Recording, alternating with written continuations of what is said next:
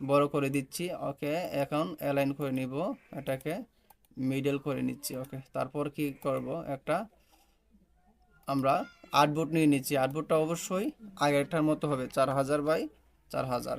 এটাকে আপনি প্লাস করে দিবেন, প্লাস করে দিলে এই উপরে যা লিখবেন নিচে তাই শো করবে। ওকে, তো এটাকে ব্ল্যাক আছে, আমরা কি করব, হোয়াইট করে দিচ্ছি। ওকে, তারপর আবার এটাকে অ্যালাইন করে নিব, অ্যালাইন করে নিচ্ছি। ওকে, রাইট বাটন ক্লিক করে অ্যারেঞ্জ সেন্ড টু ব্যাক। ওকে, আমাদের কাজ কিন্তু হয়ে গেছে। এখন কি করব, এটাকে আমরা সেভ করব। ওকে, এই যে আমি 21 তারিখে করছিলাম, আজকে 22 তারিখ। তো আমি কি করব, একটা নিউ ফোল্ডার বানিয়ে নিচ্ছি।